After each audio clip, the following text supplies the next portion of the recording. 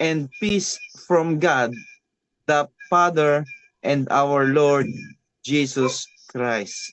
Verse 4, who gave himself for our sins, that he might deliver us from this present evil age, according to the will of our God and Father.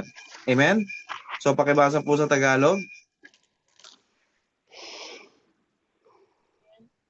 Galatians chapter 1, Galatians chapter 1 verse 3 to 4. Amen. Sumainyo nawa ang pagpapala at kapayapaan mula sa Diyos, Ama at ating Panginoong Jesucristo. Verse 4, inialay ni Jesucristo ang kanyang sarili dahil sa ating kasalanan ayon sa kalooban ng Diyos Ama upang mahango tayo sa kasamaang naghahari ngayon sa sanlibutan ito. Amen. Amen. Amen. Purihin ng Panginoon ang pagkakabasa ng ating kapatid. So ang title po ng mensahe sa gabing ito ay Life in this Present Age. Lahat naman po tayo ay buhay. Amen? Lahat po tayo ay present sa panahong ito. Kaya life in this present age. And ito nga tayo nakikinig. Now, ano ba yung objective o yung layunin ng mensahe ngayong gabi sa Galatians chapter 1 verse 3 and 4?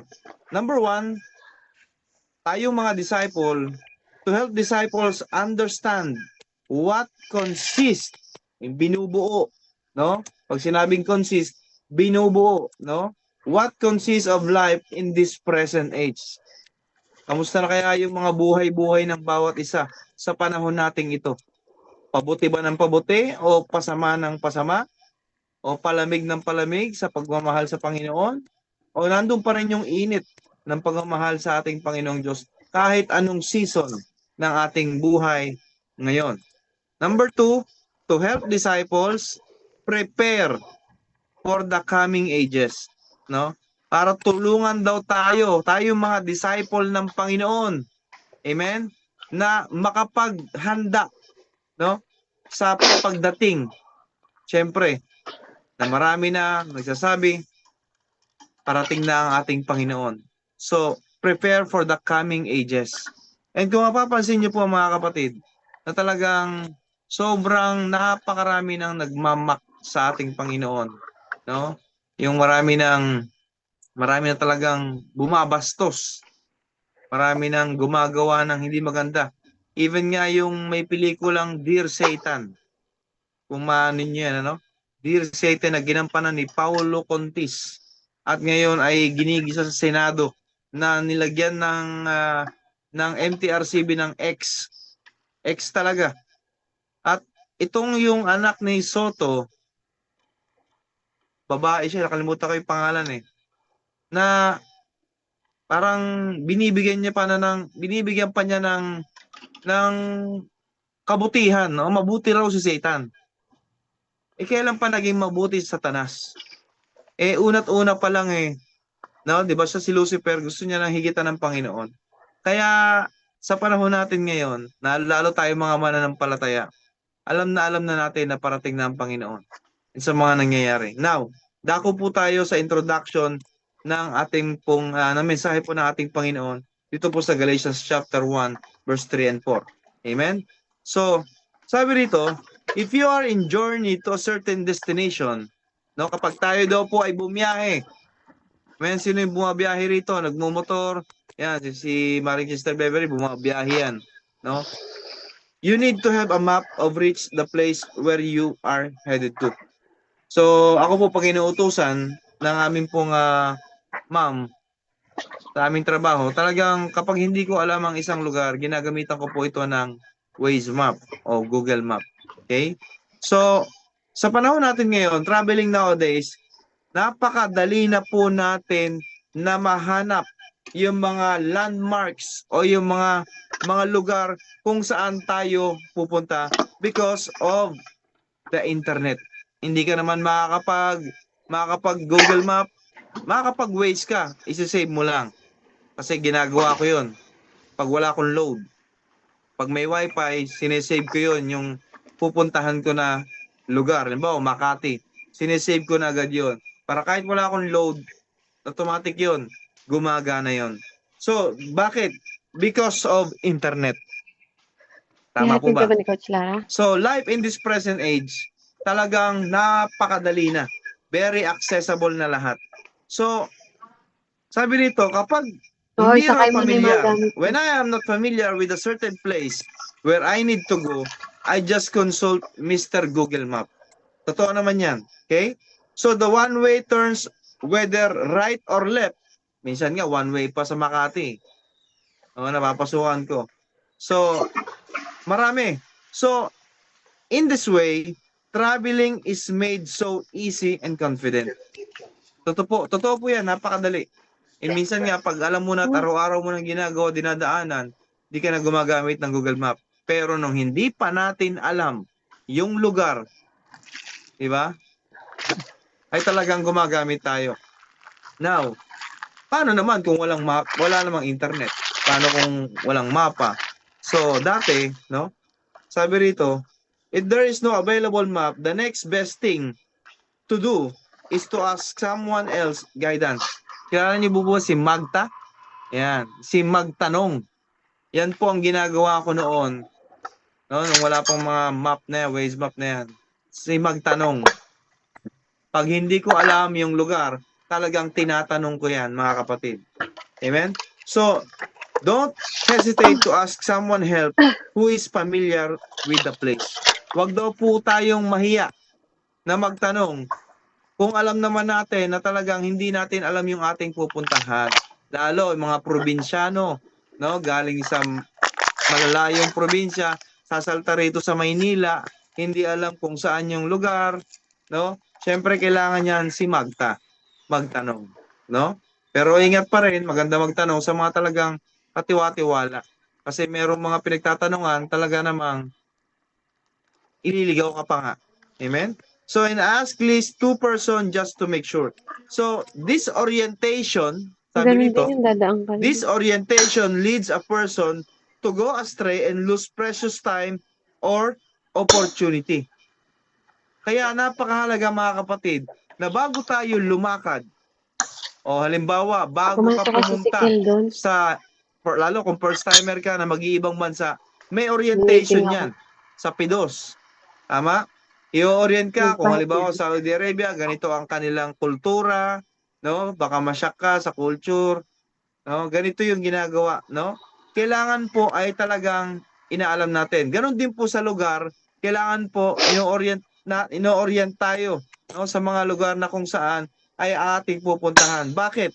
Kasi nagkokos po ito kapag hindi natin lalong inaral at talagang hindi natin ninamnam kung ano yung itinuturo sa atin nung nag-orient sa atin, masasayang po yung oras natin kaiikot ng kaiikot sa lugar na kung saan tayo pupunta. Okay? So, introduction pa lang po ito mga kapatid. So, sabi rito, you get so tired of walking or driving and sometimes you miss the person you are going to meet or some important opportunity. Kaya minsan, yung iba sobrang late kasi hindi inunawa kung saan Hindi yung ako kumain kanilang na may meet up itlog mo, tsaka ano. or hindi umalis ng Ha? maaga or hindi alam kung saan sasakay. Okay? So, napakarami nangyayaring ganyan. Kaya minsan, yung opportunity na dapat na interview ka na, hindi ka na interview dahil nga hindi mo inagahan, hindi mo inalam ng maigi yung daan na dapat sana yung papabilis. Now, so people need to know where he is and in order to understand where he should go. Alam ba natin kung saan tayo pupunta? Halimbawa, mayroon kang pupuntahan na isang lugar, dapat alam na alam natin yan. Huwag yung nagyayabang tayo, ay alam ko yan, no? Napuntahan ko na yan, ganito ganyan, no? Pero mali pala yung pagkakaintindi mo doon sa itinuturo ng tao. Okay? Kaya mas mahalaga na alam natin kung ano yung ating pong pinakikinggan, no? So, tayo kaya alam natin, spiritually speaking, alam na ba natin kung saan tayo pupunta? Yan. Tandaan po natin yung life, yung acronym ng life, letter L, life, yung I, is, yung F, for, yung E, eternal. Life is for eternal. Kaya dapat alam natin mga kapatid na eternal life ang pupuntahan natin at hindi eternal death. Amen? So yung buhay ay para sa Panginoon dahil siya ang nagbigay at walang binigay at na-share kahit katiting si Satanas. So that is the importance of getting oriented or familiarized. What about you, kapatid? What about us? How do you travel in this life? Naliligaw ka pa rin ba? Lumiligaw ka pa rin ba sa mga dapat na sana, no? Ay napabilis pero tumagal. Katulad ka pa rin ba ng Israelita na dapat sana ay mapadali pero inabot ng 400 years? Kung di ako nagkakamali. It's raining. Amen? You cannot move. So, how do you travel in this life? So, what or who is guiding you? Huh? Yan yung mga tanong. What or who is guiding you? Sino ba yung nagga-guide sa'yo Are ngayon? you going to mom's house? So, don't be disoriented, kapatid. If you're not going, Lalo let's sa salita apply. ng Panginoon. Na minsan alam na natin I'm yung going home salita ng early Diyos, today. pero nananaig pa rin yung ating kagustuhan.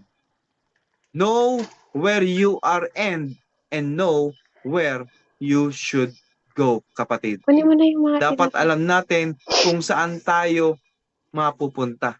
Alam natin kung saan tayo patutungo. So life, mga kapatid, is a journey. Tandaan po natin yan. Life is a journey, and in our present early journey, it is important that we know where we are at where we are headed to. Dapat alam natin yung tinatahak nating landas, mga kapatid. Yung journey ng ating buhay. Amen. Papunta ba tayo talaga kay Lord? O papalayo na tayo sa Diyos? Amen? And sad to say, mga kapatid, there are so many people who do not understand the life on earth is just a journey and they need to reliable map to reach the right destination. Napakarami pa rin pong mga tao, mga kaluluwa na hindi nila alam kung saan talaga yung maayos at napakagandang mapa ng buhay. Minsan, nakakalungkot dahil sa mga ginagawa ng ibang mga kapatid, no? Na nalilihis ng landas, na nakikita ng mga unbeliever na bakit si Kibuloy ganito ganyan, pastor 'yon. Di ba? Ginaganyan. Pastor 'yon, bakit gano'n nangyari? Dati ang ano, bakit ganyan? So napakarami. And sad to say, nakakalungkot. At ang nangyayari po, unang-una dyan na nalulungkot ay ang Panginoong Jesucristo. Kaya mga kapatid, sabi rito, who or what is leading you towards your destination? Naalala ko tuloy yung Bible verse na nagsimula sa espiritu, tapos magtatapos sa laman. So nakakalungkot. Dapat nagsimula na tayo sa espiritu, tapos na tayo sa laman. Bumalik na tayo sa Panginoon. Holy Spirit na dapat na nag-guide sa atin. Hindi na yung laman. Yung gusto ng laman. Okay? So better yet, sabi rito, some of the trends they gifted. Different things. This is like just grab a backpack out of the closet and throw some books, some bricks, some bottles of water in there.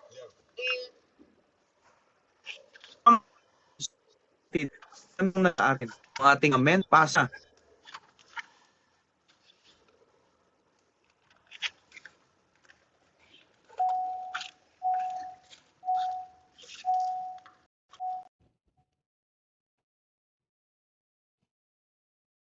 Yung mga talaga nag-aakay.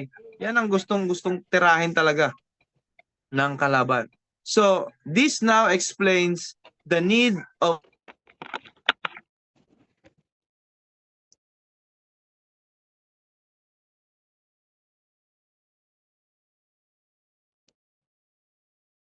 Bibili ko ng kolache ko. Ano yun? Hot. Wala, dadaan pa rin siya doon. Maganda diretso na nga tayo. Gusto ko nga rin. Ito na nga, ayoko niya.